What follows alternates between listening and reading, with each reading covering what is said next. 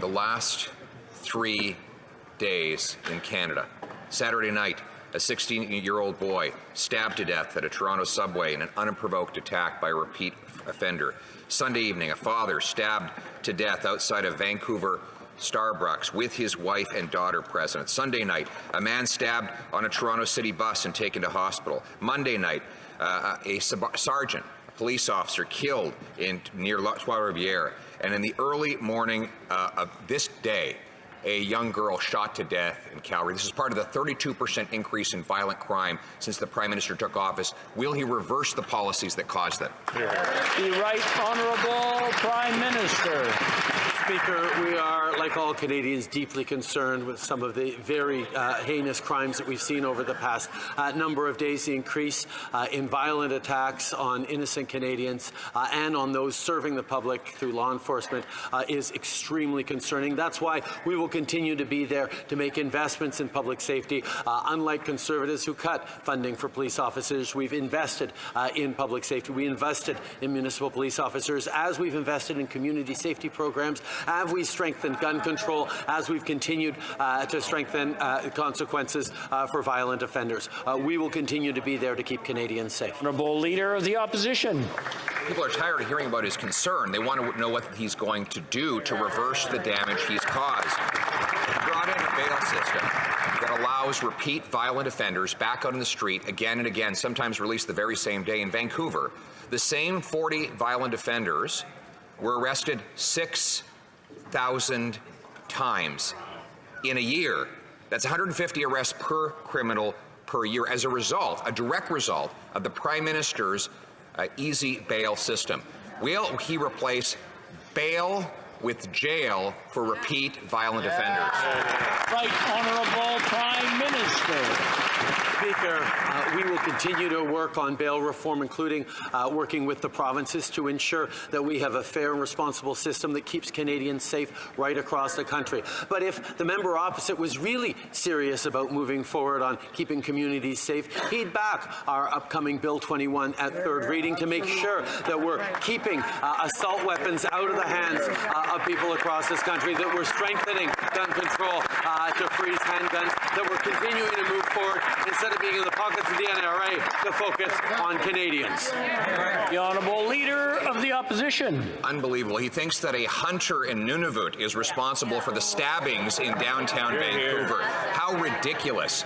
Under his policy of targeting law-abiding citizens while we're allowing repeat violent offenders to go out on the street again and again, we've seen a 32% increase in violent offences. And in fact, one of the detectives close to the case in Toronto said that the offender was out again on numerous releases.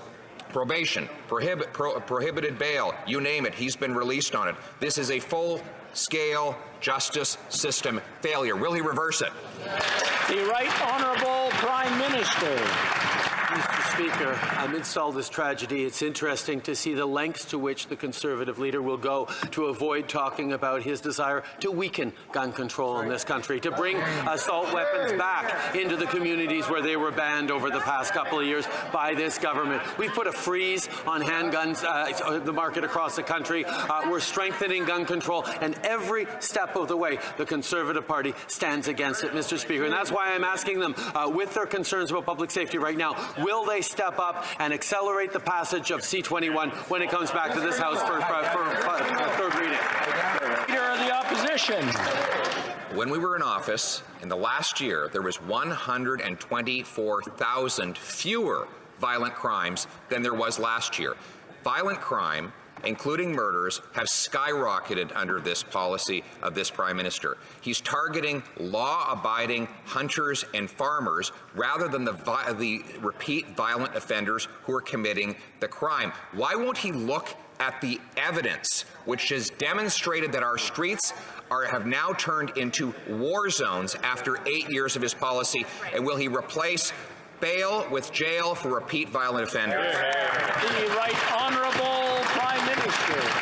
Mr. Speaker, the member opposite opposite himself brought up what they did under the Harper government in those years. What they did was loosen gun control laws. What they did was make it easier for people to buy assault-style weapons, and that led to direct increases in gun ownership and, unfortunately, in violent crime across the country. That's why we're trying to bring back stronger gun control legislation, despite the Conservatives' ideological opposition to gun control. We will continue to put the safety of Canadians and their communities first. We will continue with stronger gun control laws right across the country. A moment ago, I listed 4 stabbing deaths that have happened in the last 3 days, including a police officer. And the Prime Minister glibly got up and said, well, he's going to ban hunting rifles. Stabbings happen with knives, not hunting rifles. Perhaps that's why we see a 32% increase in violent crime since this Prime Minister took office. He's not looking at logic or facts. It's the criminals wielding the knives that are doing the killing. Does he really believe that banning rural hunters will stop knife crime in big cities? The Honourable Minister of Justice. Canadians deserve to feel safe, and Canadians must be able to feel safe in their communities. That's why, Mr. Speaker, on March 10th, I met with my provincial counterparts, my territorial counterparts, to work on bail reform, to include repeat violent offenders, to include crimes with knives, Mr. Speaker. We have a plan. I invite the honourable member to read the joint communique that came out of that federal-provincial territorial meeting of Justice and Public Safety Ministers, and we are moving ahead with that plan. The Honourable Leader of the Opposition.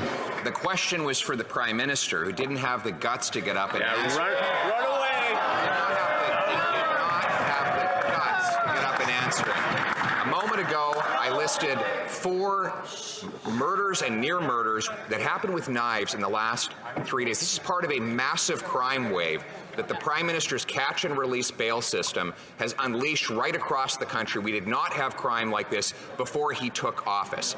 His solution?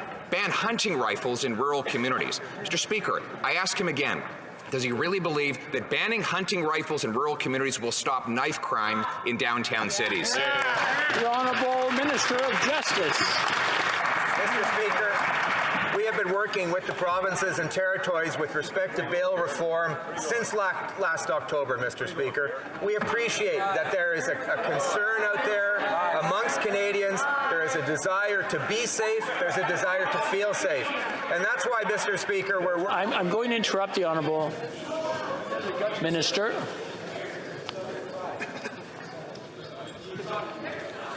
The Honourable Minister, please from the top, because I missed the beginning. Go ahead.